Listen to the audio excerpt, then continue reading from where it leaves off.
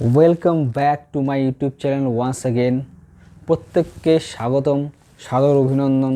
আজকে আবারও আমি একটা নতুন ভিডিও নিয়ে চলে এলাম। আপনাদের সঙ্গে আমি আছি গৌরব দেবনাথ। আমার channel Gourab tips and tricks সর্বদাই আপনাদের সঙ্গে রয়েছে। আজকে আমরা নতুন একটা বিষয় নিয়ে আসব, নতুন একটা ধরন অঙ্কের। আমরা জানি যে পার্ট 1, পার্ট 2, পার্ট 3তে আমরা লাভ ক্ষতির বিষয় নিয়ে আলোচনা করেছিলাম। আজকে লাভ ক্ষতির বিষয়ে আবার আমরা এসেছি, কিন্তু আজকে যেই বিষয়টা বের করব সেটা হচ্ছে, আপনারা দেখতে পাচ্ছেন অঙ্কটা, যদি দেখেন তাহলে বুঝতে পারবেন যে আজকে আমরা কি বের করব, লাভ শতাংশ। আজকে আমাদের মেন বিষয়বস্তু হচ্ছে লাভ শতাংশ বের করা। তো সময় নষ্ট না করে ভিডিওতে চলে যাই। কোশ্চেনটা হচ্ছে, if the cost price is 96% of the selling price then what is the profit percent. এর বাংলাটা হচ্ছে, যদি কেনা দাম বিক্রি করার দামের 96% হয় তাহলে লাভ শতাংশ কত। এখানে যেটা গুরুত্বপূর্ণ বিষয়, যেটা ফোকাস করতে হবে সবসময়, যদি কেনা দাম বিক্রি করা দামের 96% হয়, তার মানে আমাকে বুঝে নিতে হবে কেনা দাম 96 আর বিক্রি করা দাম 100। তাহলে এই তথ্যটা, এই ধরনের লাইন যদি থাকে, তাহলে আমাকে এই তথ্যটা ধরেই, এই সূত্রটা ধরেই অঙ্কটা কষতে হবে। তাহলে আমি ডেটাগুলো, তথ্যগুলো পরপর লিখে নিব।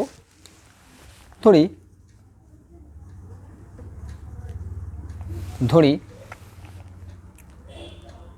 বিক্রি করার দাম, বিক্রি করার দাম সমান 100, বিক্রি করার দাম 100 টাকা। তাহলে কেনার দাম অর্থাৎ কস্ট প্রাইস, কেনা দাম 96 টাকা। পাশে ইংরেজিগুলো লিখে নেব। বিক্রি করার দাম অর্থাৎ সেলিং প্রাইস, কেনা দাম অর্থাৎ কস্ট প্রাইস, সিপি মানে কস্ট প্রাইস।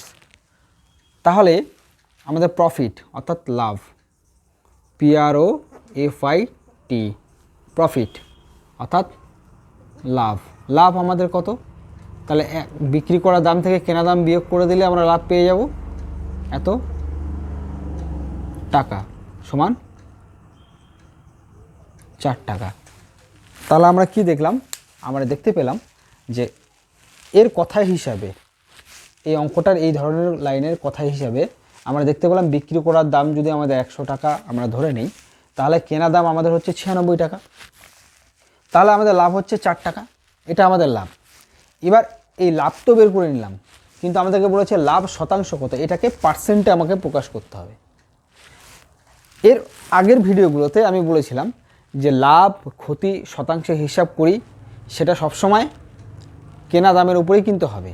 অর্থাৎ এখানে আমার কেনা দাম আমি দেখতে পাচ্ছি 96 টাকা, এর উপরেই কিন্তু আমাকে শতাংশটা, লাভ শতাংশটা বের করতে হবে। তো এই তথ্যটা আমি মনে রাখলাম যে বিক্রি করার দাম আমাদের 100 টাকা, কেনা দাম তাহলে আমার 96 টাকা, লাভ হচ্ছে আমার 4 টাকা। এবার আমি এটাকে 4 টাকাকে কত শতাংশ, 4 টাকা অর্থাৎ কত শতাংশ এই অঙ্কের ক্ষেত্রে, সেটা আমি এখন বের করব। তথ্যটা মুছে ফেললাম।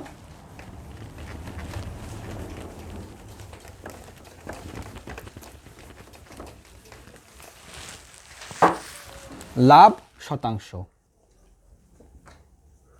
লাভ শতাংশ, লাভ শতাংশ। আমি কি বলেছি? সবসময় কেনা দামের উপর হবে। তো আমরা যেহেতু বিক্রয় মূল্যটা 100 ধরেছি, কেনা দামটা আমরা 96 ধরেছি, তাহলে আমার লাভ হয়েছে 4 টাকা, সেটা 96 টাকার উপরে। গুণন পার্সেন্ট বের করতে হলে আমরা অলওয়েজ 100 দিয়ে মাল্টিপ্লাই করি, এটা আমরা জানি। তাহলে এবার আমাকে ভাগ করতে হবে। এটা দিয়ে যদি এটাকে ভাগ করি, 4 দিয়ে যদি 96কে আমি ডিভাইড করি, তাহলে 4 2 যা 8, 4 4 যা 16। তাহলে 4 দিয়ে 96কে ডিভাইড করলে আমার হচ্ছে 24। এবার এই 24 আর 100-র মধ্যে ভাগাভাগি সম্পর্ক হবে। আমরা জানি 100কে 4 দিয়ে ডিভাইড করা যায়, 24কেও 4 দিয়ে ডিভাইড করা যায়। 100কে 4 দিয়ে ডিভাইড করলে হবে 25, আর 24কে 4 দিয়ে ডিভাইড করলে হবে 6। তাহলে আমার রেজাল্ট কত আসলো? 25/6। এটা হচ্ছে আমার ফ্র্যাকশন। অর্থাৎ এটা হচ্ছে ভগ্নাংশের আকারে প্রকাশ হচ্ছে, এটাকে আমাকে দশমিকের আকারে আনতে হবে, যেহেতু আমাকে পার্সেন্ট বের করতে হবে। এখন আমি এটাকে ডিভাইড করব,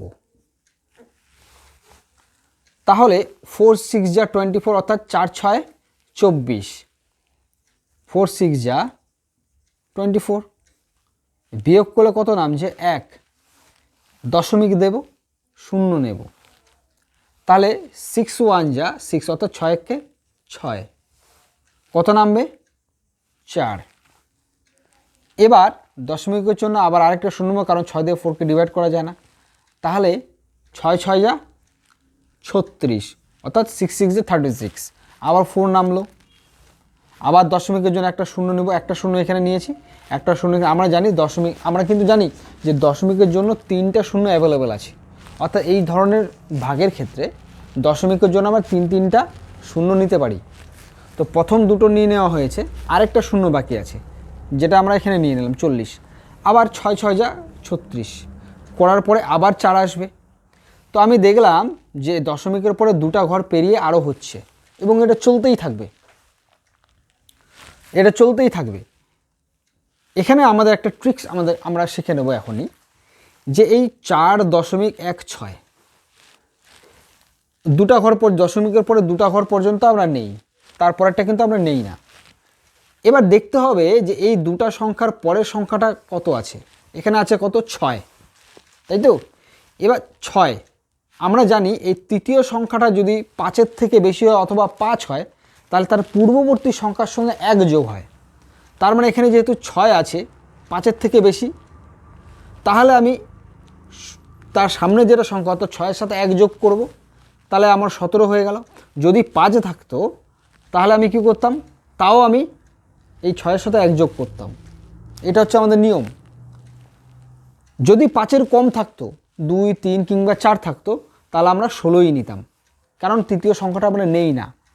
তাহলে আমার আফটার অল রেজাল্ট কত বেরোচ্ছে 4.117। এবার এটা হচ্ছে কি আমার পার্সেন্টেজ যেহেতু করছে, এটা পার্সেন্ট, অতএব আমার লাভ শতাংশ কত হচ্ছে 4.17%। এটা হচ্ছে আমাদের লাভ শতাংশ। তাহলে আজকে আমরা কি কি শিখলাম? আজকে আমরা শিখলাম যে প্রফিট শতাংশ অর্থাৎ লাভ শতাংশ কি করে বের করতে হয়। এখানে আমরা অঙ্ক করতে গিয়ে একটা নতুন জিনিস দেখলাম, যে দশমিকের এই সমস্যাটা, যে 2 ডিজিট নেওয়ার পরে ডিজিটটা যদি 5 থাকে বা 5-এর থেকে বেশি থাকে তাহলে কি করতে হবে, 5-এর কম যদি থাকে তাহলে সেক্ষেত্রে কতটা সংখ্যা নেব না, এই জিনিসটা আমরা শিখলাম।